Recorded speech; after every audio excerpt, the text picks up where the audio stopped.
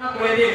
আর এই হতভাগা হবে যারা পাহাড়ের সম পরিমাণ নেকি নিয়ে আসবে, কিন্তু সেই সমস্ত নেকিকে উড়ন্ত ধূলিকণে পরিণত করে দেওয়া হবে, কোনো কাজে আসবে না। তারা কারা হবে? হয়তো না জানতে গিয়ে হয়তো আমরাও সেই গুনাহগার হয়ে যেতে পারি। আপনি একটু ভাবুন, সেই সাহাবায়ে কেরামের ব্যাপারে নবী সাল্লাল্লাহু আলাইহি ওয়াসাল্লাম বলেন, সেই সাহাবায়ে কেরাম যদি এক মুদ পরিমাণ প্রায় 600 গ্রাম যদি সে সোনা আল্লাহর পথে ব্যয় করে থাকে, সাদকা করে থাকে, আর আমি আপনি যদি পাহাড়ের সম পরিমাণ যদি সোনা সাদকা করি, সেই সাহাবায়ে কেরামের সম্মান, সেই সাহাবায়ে কেরামের স্থানে আমরা পৌঁছাতে পারবো না। সেই সাহাবী সুবহান রাদিয়াল্লাহু তাআলা আনহু, তাদের ঈমানের স্পিরিট দেখুন এবং আল্লাহর ভয় ভীতি দেখুন। সেই সাহাবী জিজ্ঞেস করছেন, ইয়া রাসূলুল্লাহ সাফিসিবহুম লানা জাল্লিহিম লানা আল্লাহ নাকুনা মিনহুম, আমাদের দ্বারা সেই গুনাহ যেন না হয়ে যায়। এই জন্য তাদের এই সম্মান, এই জন্য তাদের এই মর্যাদা, এই জন্য তাদের এই মাহাত্ম্য।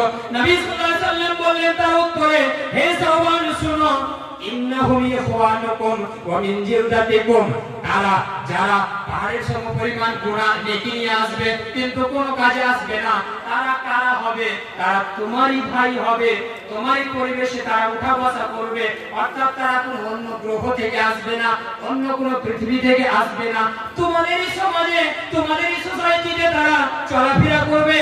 কিন্তু তারা তাদের মধ্যে আরেকটা গুণ থাকবে যে তারা ওয়ায়াখুজুনা মিনাল লাইলি কামা তাখুজুন, তারা রাত্রি বেলা উঠে তাহাজ্জুদের নামাজ আদায় করবে। আপনি ভাবছেন হাদিসটার উপরে আপনারা ধ্যান দিয়েছেন?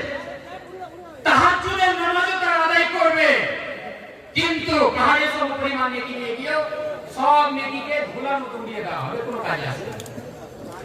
তোমাদেরই ভাই হবে, তোমাদের সমাজে তারা উঠা বসা করবে, পাহাড়ের সম পরিমাণ নেকি নিয়ে আসবে, তাহাজ্জুদের নামাজ পড়ে পাহাড়ের সম পরিমাণ নেকি নিয়ে উপস্থিত হবে, কোনো কাজে আসবে না। কেন কাজে আসবে না?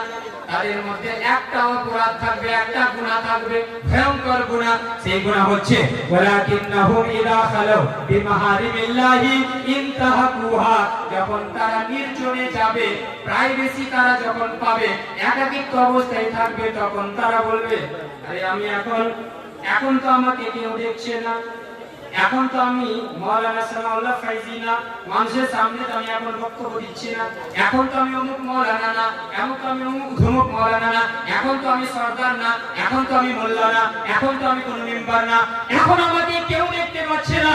এখন যদি আমি অ্যান্ড্রয়েড মোবাইলকে খুলে একটা অশ্লীল ভিডিও দেখে নিই, কেউ দেখতে পাবে না, কিন্তু